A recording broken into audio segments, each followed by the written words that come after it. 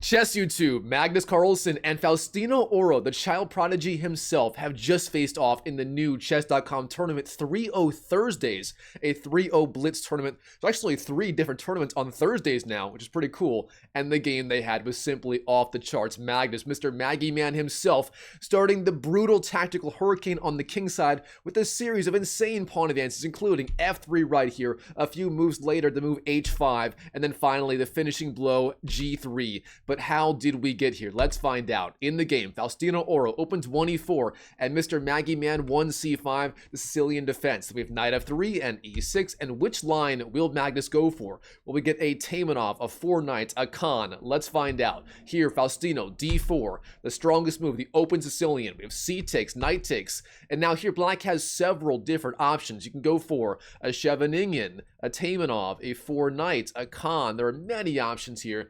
But Magnus goes for the notorious Kan Sicilian. Now, Magnus here, he plays this move when he wants a very complicated, imbalanced, double-edged game. It's not the strongest line here, but it is a very complicated line where Magnus can outplay lower-rated opponents, including Faustino Oro. From here, Faustino plays the strongest move, the main line, bishop d3, intending a very fast short castles and maybe a c4 advance. But there are other options. You can go c4, knight c3, and so on, but this is the main line these days. Magnus, queen c7, Faustino, castles, knight f6, queen e2, d6, and c4. These are all the main moves here, nothing to worry about. But the important part is, if I can actually speak in this video, is Black has a very solid pawn structure. He has excellent control over these central squares here on c5, d5, e5, and f5. But on the other hand, White has the famous Maroczy bind with those pawns on e4 and c4, giving him a space edge in the center and overall very good central control. Now, what is White's idea? At some point, he's probably going to go, for example, f4, maybe g4, maybe f5, going for the attack on the king side. Meanwhile, Black here is going to play very, very flexibly, maybe going, for example, b6, bishop b7, knight bd7, bishop b7, castles, and waiting for the exact right moment to strike in the center with the key advance like, for example, e5, d5, or d5, or b5. All right, from here, we have knight bd7, a standard move. Faustino, f4, gaining space on the king side, and very importantly, setting up 2 aggressive ideas later in the game. Both f5 and g4, g5 are now possible. All right, Magnus, Mr. Maggie Man, how does he want to continue? He plays the move g6, which is a multi-purpose idea. First of all, gaining a little bit better control over the f5 square, dissuading White from going f5 a little bit potentially. And beyond that, preparing the fianchetto of the bishop on g7, which would be a very strong idea if it works out for him in this game, as that knight on d4 is a little bit vulnerable, as is the long diagonal in general in the White camp. All right, from here, the strongest move for Faustino, and this is very important. This is the time to strike. You want to go f5 right here if possible, and it does work out. From there, for example, e6 is very vulnerable, White threatening to win the pawn on e6 by taking, and then taking like this, and that would be absolutely devastating. For example, if bishop g7, here f5, and if bishop g7, f takes, knight takes would be game over effectively on the spot. Now, instead of that, Faustino plays the move here, knight c3, which you may say, okay, what's the problem with that? The problem is Faustino, he's missing his chance to attack, and as we're going to see, Mr. Maggie Man slowly but surely improves his position, and Faustino starts to miss the essence of the position here. All right, bishop g7, Faustino, king to h1. Not a bad move at all, getting the king off this very vulnerable long diagonal, not long diagonal, but this very vulnerable diagonal in general. But again, a little bit slow of a move. From here, castles, bishop e3, b6. Magnus slowly but surely unwinding, intending to fianchetto his other bishop on b7. And from there, he'll have 2 very strong bishops and overall just excellent squares for all of his pieces. Faustino, rook a d1, centralizing, bishop b7, now bishop g1. Again, another very passive move by the young child prodigy, and Faustino is starting to kind of miss the essence of the game. He's starting to lose any chance of attacking, and Magnus here, he's getting everything he wants in this game. Oh, by the way, I forgot the timers. Let me fix that real fast. Timers are now activated in this game. It is a 3+0 game. Sorry about that. Nothing important lost with the timer so far. All right, black. Rook F to E8, sliding over with that rook. The rook a little bit better placed on E8 is now E5 ideas are a little bit stronger in general. All right, from here, Faustino, knight F3, getting out of the way of the E5 advance, not a bad idea. And black, rook A to C8. And really, black here is getting everything he could possibly want out of the opening. Every single piece here is on a fantastic square, and he is ready for various strikes in the center, including E5, D5, B5, and so on, as we discussed.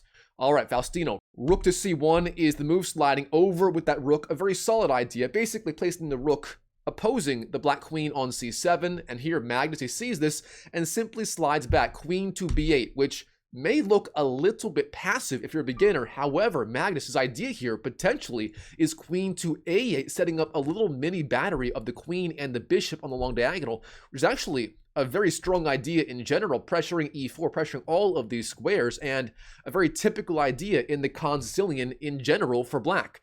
Faustino, bishop D4, pressuring both E5 and this knight a little bit, but again, a little bit of a strange move. Black, queen to A8, and again, black getting everything he could possibly want out of this opening.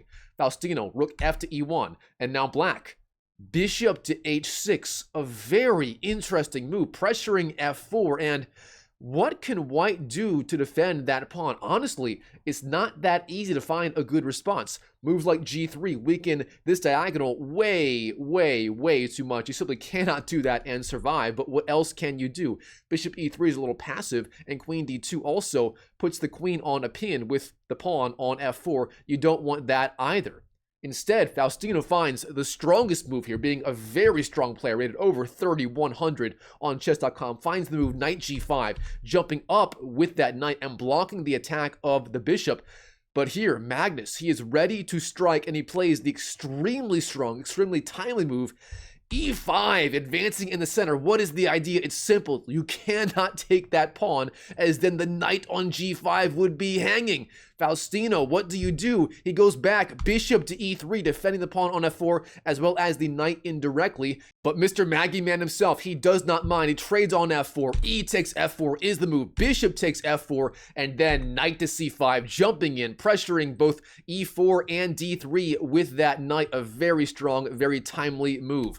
All right, Faustino, how do you want to proceed? Queen to F3 is the move, sliding up with that queen, indirectly pressuring that knight on F6 via the X-ray attack. However, you're also putting the queen directly in the attack of the bishop and the queen on B7 and A8. A very gutsy decision here. All right, Magnus trades on D3, knight takes D3, queen takes D3, and then some more trades. Bishop takes G5, bishop takes, and then finally knight takes E4. Magnus Carlsen winning, finally, the pawn on the E4 square. That knight is defended 3 times by the rook, the bishop, and the queen, attacked 3 times, and therefore it is a justified decision. And Magnus here getting, again, everything he wants out of the opening, every piece coming to life. He wins the free pawn on the E4 square, and he's doing simply outstanding.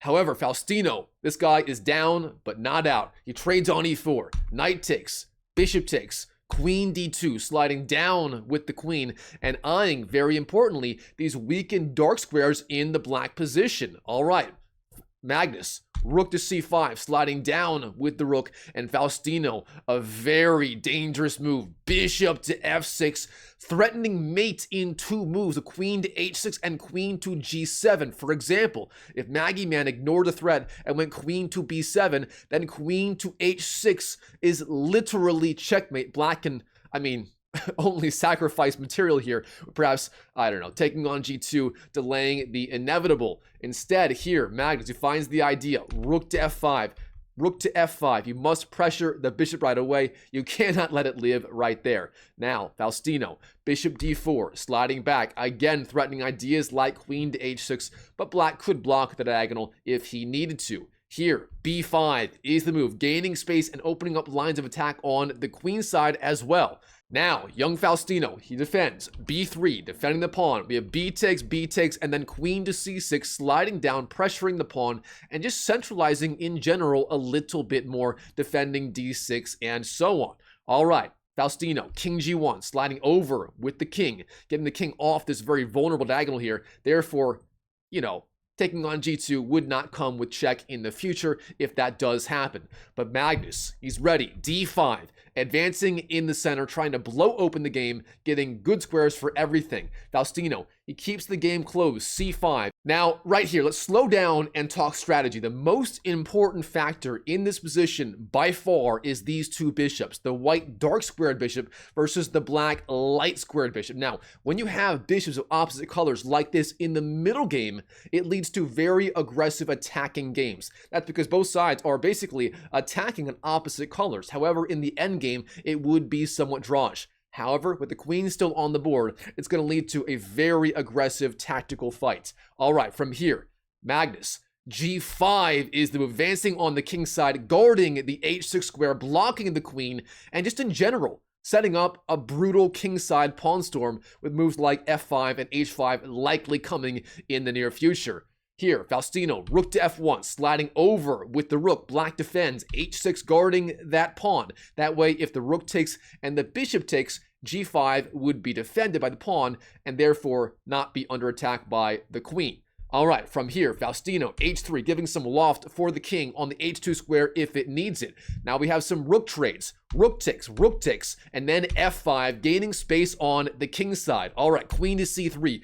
Faustino playing the Alpha Zero inspired attack, intending ideas like bishop to h8 and queen to g7, an attacking idea popularized by Alpha Zero in his match versus Stockfish many, many moons ago. All right, black, king to h7, getting the king off the back rank. Rook to e1, sliding over with the rook, and now Magnus f4. This is the big idea. He has the 3 versus 2 pawn majority on the king side. The more he can push these pawns down the board, the better his chances, assuming he does it correctly and not too quickly. All right, from here, Faustino. The move is bishop to f2, sliding back with the bishop, a slightly passive move in general. We know by now he's just passively defending both sides, of course, in extreme time pressure. 25 versus 24 seconds left. And keep in mind, there is no increment. There is no +1, +2 seconds per move.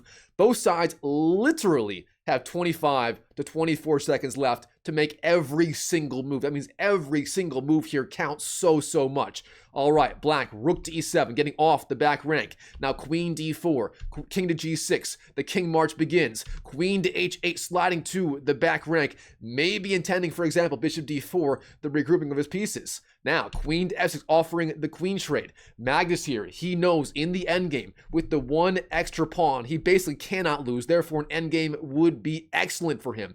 Faustino, he knows this, and he must keep the queens on the board. Queen to g8 check is the move. Rook g7 blocks the attack. Queen to e8 check. Queen f7 blocks the attack once again, and now here, queen to e5, running away. Now, Magnus, he's done messing around. He plays the ultra-aggressive move f3, launching the attack on the king side, the first of many very aggressive pawn moves. Faustino, g3, he knows he must keep the game closed. If you trade on f3, then queen takes f3 would be deadly. Instead, here, g3 is the move, trying his very best to keep the game closed. Now, queen to f5, sliding up, offering the queen trade, also the attack on the h3 pawn. What can white do to defend? Queen to e8 is the move in time pressure. King to h7, now g4, blocks the attack on h3 and attacks the queen. A very clever way to defend both the queen and the pawn on h3 by Faustino. Queen e8, king h7, g4, hits the queen.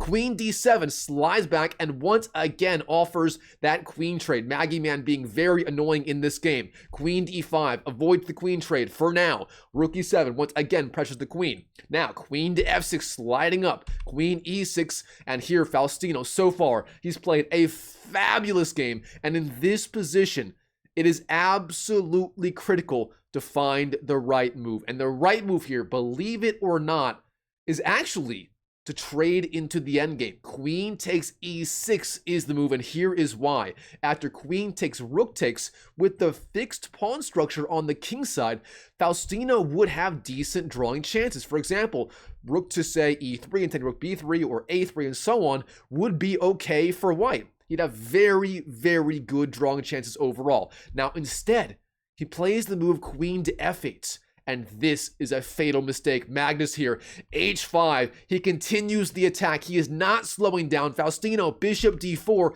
threatening queen to h8, but this too is a mistake. H takes g4 comes all the same. Queen h8, king g6, and there are no more good attacking checks. Of course, the rook defends g7. That is not an option right there. Instead, king to f2, the king tries to defend g3, but g3 comes anyway. Magnus g3 hits the king takes, and then f2, threatening promotion on the e1 square. The rook must move, or you must win the pawn on the f2 square. That is what happens. Bishop takes f2, but now queen to f7, attacking the f3 square again. And here, what can Faustino do to ignore mate with queen to f3, say king to h2, and queen g2 checkmate? Well, there isn't a whole lot here. The computer says the only way to hang on is to go full Gotham chess and sacrifice the rook, but instead Faustino plays rook to e3, and in this position, Magnus, queen to f4 is checkmate. He delivers the checkmate with 10 seconds left on the clock, and Magnus Carlsen is the winner in this game, delivering the final blow in this tactical hurricane of a game between Mr. Maggie Man himself and the young child prodigy Faustino Oro in the new chess.com tournament 3+0 Thursdays. Wow, what a game. Hope you enjoyed the video, guys. If you did, smash that like button. Comment down below. What did you think of this game? And by the way, if you want to learn directly from me, a 2000 ELO online player, how to skyrocket your rating in just 30 days, go to drmikechess.com. It's my free online chess community. People there are gaining literally 100, 200, even 400 ELO in a single month. If you want results like that, if you want my group coaching, my free courses, my free community, and so on, go to drmikechess.com. I'll see you there. And as always, I wish you the best of luck in your chess improvement journey in 2025 and beyond, and I'll see you in the next video.